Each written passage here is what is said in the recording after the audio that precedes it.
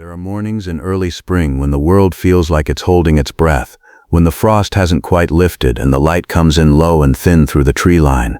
This was one of those mornings. And on the far edge of the property, something was moving that didn't belong to the usual rhythm of the land. She appeared just after dawn, a female bobcat, compact and deliberate, stepping out of the tree line and pausing at the field's edge. Her ears turned forward, her eyes swept the ground. Then she slipped back into the woods as quietly as she had come. The family noticed her from the kitchen window. At first, no one said anything. A bobcat sighting wasn't unheard of in this part of the country. They passed through sometimes, mostly unseen, leaving nothing behind but a track in soft mud. But she came back. 20 minutes later, same spot. Then again, and again. She wasn't hunting. A bobcat on a hunt moves with economy and focus, low to the ground, eyes locked, body coiled. This was something different. She was circling, returning, listening at the edge of the wood line, as though she was waiting for an answer that never came. By mid-morning, one of the family members pulled on boots and walked slowly toward the tree line, keeping distance, staying downwind the way you do when you don't want to disturb something you don't yet understand. What they found stopped them in their tracks. A hollow log, old growth, half buried in the earth, the kind that had probably been there for decades, had split apart. A recent storm had done it. The wood had finally given way under the weight of fallen branches and saturated ground, and the cavity that had once been sheltered and dry was now open to the sky. Around it, the debris told the story clearly. Soft moss pressed flat in a circular shape, the unmistakable imprint of a nest. This had been her den, and then just a few feet away, beneath a tangle of exposed roots and dead branches, they found the kittens, 3 of them, each no larger than a man's fist, their spotted coats still carrying the soft, uncertain markings of the very young. They were huddled together in a pile, instinctively pressing into one another for warmth that none of them had enough of to share. Their eyes were open but unfocused in the way of animals still learning what the world looks like. They didn't hiss, they didn't run. They simply stayed still, the way young wild things do when they have not yet learned whether stillness will save them. The family backed away carefully and returned to the house. From the window, they watched the mother return. She approached the kittens, smelled each one, and then did what a displaced mother does. She picked up the smallest in her mouth and began to move. She carried it perhaps 30 yards into the underbrush and set it down in a shallow depression beneath a fallen pine. Then she went back for the second, then the third, but the location wasn't right. By afternoon, she had moved them again, this time to a narrow space between 2 large rocks near the creek edge, exposed on one side, damp on the other. She circled it twice, seemed to assess it with the quiet gravity of an animal who understands risk without being able to name it, and then settled beside her kittens in that inadequate shelter, tucking them beneath her body as the temperature began to drop again. The family watched all of this from a respectful distance, and what they felt wasn't excitement or the impulse to intervene. It was something quieter than that, a kind of helpless recognition, the feeling of watching a mother do everything right in a situation where right isn't quite enough. They talked that evening about what could be done. They knew the rules of wild animals well enough to know the risks of getting it wrong. If they moved too close, if they touched the kittens, if they disrupted the mother's trust in the space, she might abandon the site entirely, or worse, abandon them. A displaced wild mother under stress doesn't always come back. That was the weight of the decision. But leaving them where they were wasn't a neutral choice either. The creek bank flooded when it rained. Coyotes worked that stretch of wood regularly after dark, and the forecast for the coming week showed cold nights and more rain. So they decided on a plan that asked as little of the mother as possible and offered as much as they could give without crossing the line between help and interference. They would build her a den, not a cage, not a trap. A structure, low, dark, dry, and hidden, placed quietly at the edge of the property near where she had already been searching, something that asked nothing of her except the willingness to look inside. They didn't know if she would use it. They didn't know if they were already too late. But they started building the next morning before the sun had fully cleared the trees, working quietly, the way you do when you're trying not to disturb something that belongs to the wild, while hoping, with everything you have, that the wild might accept what you're offering.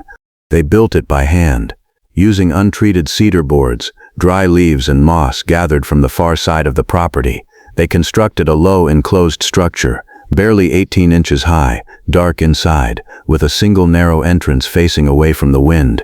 They lined the floor with soft, dry grass and positioned it at the tree line's edge, tucked between two mature oaks where the ground was elevated and dry. They wore gloves the entire time. They spoke in low voices. When it was finished, they walked away and did not look back. Then they waited. The first night, the mother didn't go near it. She kept her kittens in the rock shelter by the creek, and the family watched the temperature drop to 38 degrees on the back porch thermometer. They didn't sleep well. The second day brought rain. Not a violent storm, just the steady, cold kind that soaks through everything slowly and doesn't stop. The creek edge where the mother had sheltered her kittens turned soft and waterlogged. From the window they could see her moving again, restless and searching, carrying one kitten at a time through the wet underbrush. She passed within 15 feet of the new den without pausing. The family began to doubt themselves. Maybe the structure was too exposed. Maybe it carried too much human scent despite their precautions. Maybe she had already made her decision about this land and the people on it, and no amount of cedar and good intention was going to change that. On the third morning, the youngest family member, a teenager who had barely spoken during the whole ordeal, asked quietly if they could put a camera near the den entrance, not to interfere, just to know. The adults agreed, and they mounted a small trail camera to a nearby oak, angled low, and stepped back.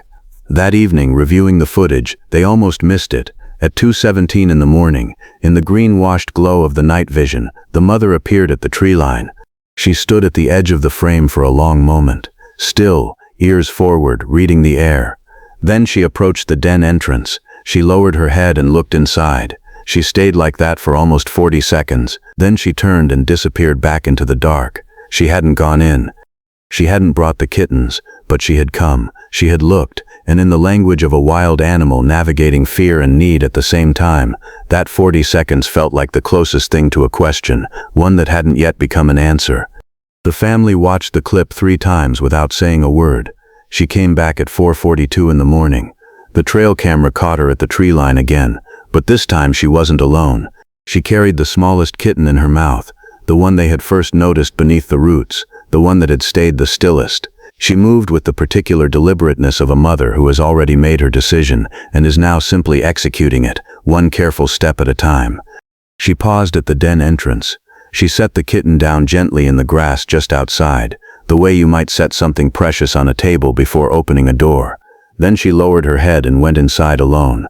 The camera recorded 30 seconds of stillness, just the kitten waiting in the dark outside, impossibly small, impossibly patient. Then she came back out, picked up the kitten and carried it inside. She emerged 2 minutes later and disappeared into the tree line without looking back. 4 minutes after that, she returned with the second kitten, then the third, each one delivered with the same quiet ceremony, set down, den checked, then brought in. By 5:09 in the morning, all 3 kittens were inside the structure the family had built, and the mother was curled around them in the darkness, visible only as a shape on the thermal edge of the camera's range. The family didn't find out until morning. The teenager checked the camera first, still in pajamas, standing in the cold kitchen with the small screen held close. He watched the whole sequence without moving. Then he walked to the bottom of the stairs and called up in a voice that was trying very hard to stay even, the way voices do when something has moved through a person and hasn't finished moving yet. They watched it together at the kitchen table, all of them, twice. No one said very much. There wasn't a lot that needed saying. What the camera had recorded wasn't a dramatic rescue or a triumphant moment. It was something quieter and more enduring than that. It was a mother, out of options and out of safe places, standing at the entrance of something built by the hands of strangers and deciding, with whatever calculus wild animals use when fear and need finally balance out, that it was enough, that it was safe, that she could bring her children inside. The father stepped out onto the back porch with his coffee and stood looking at the tree line for a long time. The den was invisible from the house, just the way they had planned it. Somewhere inside it, 3 kittens were warm and dry for the first time in days. He didn't go closer. He just stood there, in the early light, and let it be enough. The Bobcat family stayed for 6 weeks. The family learned to read the rhythms of their presence the way you learn to read weather, through small signs, subtle shifts, the particular quality of stillness that settles over a piece of land when a wild animal has decided it is safe. The mother moved mostly at dawn and dusk. The kittens, as they grew, began appearing at the den entrance in the early mornings, sitting in a row, blinking at the light, taking in the world in the unhurried way of young things that have never been given a reason to fear it. The family watched from the window, always from the window. They had made a quiet agreement with themselves early on. No approaching, no feeding, no attempt to make the mother comfortable with their presence beyond what she had already chosen to accept. The den had been an offering. What she did with it belonged entirely to her. That boundary, held carefully over 6 weeks, became its own kind of relationship, one built not on contact but on restraint, on the understanding that the most respectful thing you can give a wild animal is the space to remain wild. The kittens grew visibly, week by week. Their spots deepened. Their movements shifted from the wobbly uncertainty of the very young to something more deliberate, more coordinated.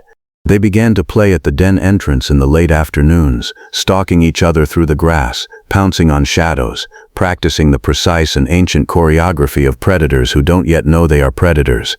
The mother watched them with the calm, unhurried attention of someone who has survived enough to know that worry and watchfulness are not the same thing. In the